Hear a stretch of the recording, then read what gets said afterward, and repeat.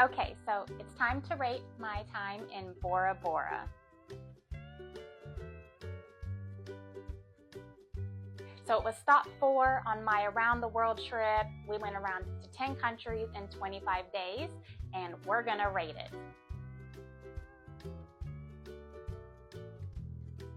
So if you've been following along on my previous videos, you would know that we are rating in 3 categories. 1, people and vibe, 2, food, and 3, experiences. So let's dive in. First up, people and vibe. The thing with Bora Bora is, and if you followed my previous video on Easter Island, is very remote as well. But the difference is that when you're in Easter Island, you're literally in with the locals. Like, there is no separation. It's just one island, with all that. That being said, Bora Bora is very different. It's made up of thousands of islands, hundreds, thousands. I didn't do my research, but lots of tiny islands, and it's very hard to get to. I will say that it took us, 3 planes, a boat, and I'm going to count it, a golf cart to my room. So it is a full day of travel to get to a resort in Bora Bora. But because of that, you're kind of isolated. So my experience with any locals was mainly just in the airport, the different transportation at the resort, and any of the guides for the different excursions that we did. So that being said, I don't want to put too much of a rating on the people because I really didn't experience too much with the locals. The locals that we did meet were very structured, just doing their job. This was just a job to them, and we were just tourists. They weren't looking to chit chat, hang out with, none of that. So really, I didn't have too much conversation with any locals. Not that they were unkind or unfriendly. It's just, again, we're tourists. They're just doing their job.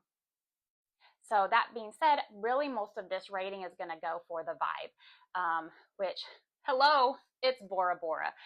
The vibe, immaculate, pristine, stunning. I am the worst photographer. I'm pretty sure I'm the worst. And I have the most amazing, beautiful photos, and they are unedited. Bora Bora is literally, you're in the postcard. If you want to go to a destination that looks like the photos and the videos that you see, it is Bora Bora. Wow. Wow. Wow. So rich and vibrant, and it is just, wow. So that being said, I am giving them a 10 for number 1 category, which is, of course, the people and the vibe. Next up is food. So moving on to number 2, which is the food. Okay, so when I'm rating the food, I'm looking for quality and variety, especially for us picky eaters out there, me. Yeah, so for us picky eaters, what can you expect?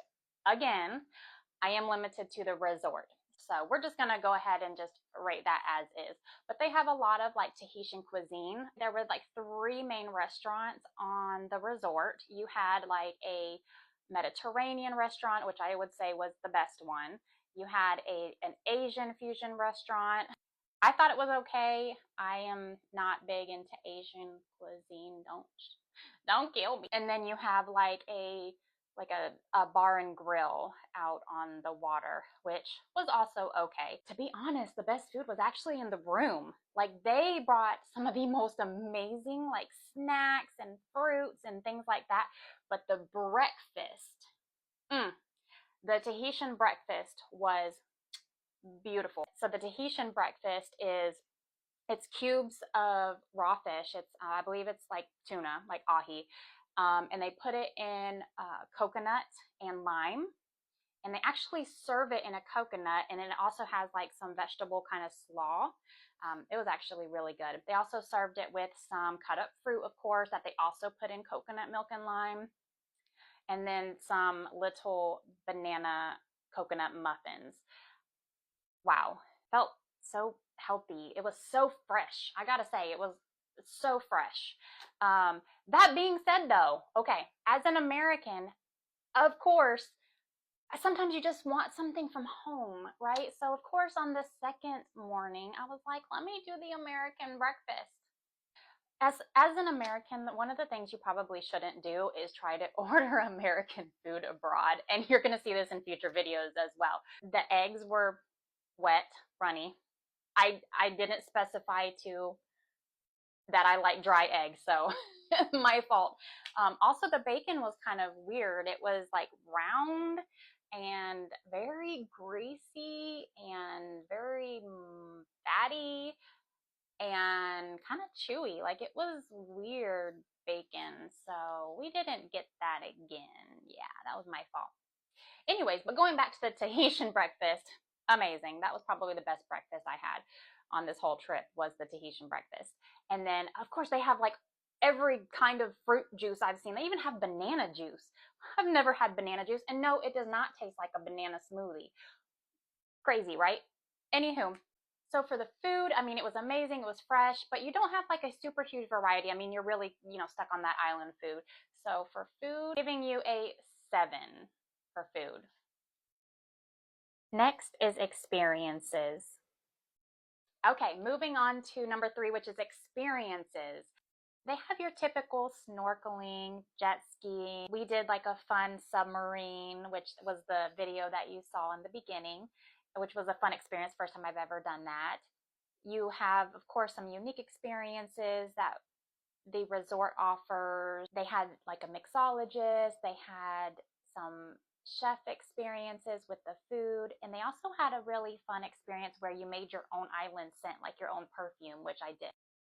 However, it did rain while we were there, and this is an island. Most of the activities are outdoor. So when it rains, you really do not have much to do except watch the rain in Bora Bora. But I mean, that's an experience all in itself. Indoors, not much going on. Everything's kind of limited to outdoors.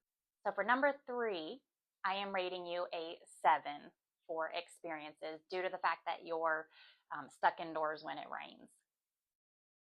Final rating. Okay, so that means Bora Bora gets a final rating of 8 out of 10. It's a beautiful place, definitely a bucket list location, and I recommend that you check it out for yourself. Thank you for watching. Next stop is Australia. Hit the follow so you don't miss it.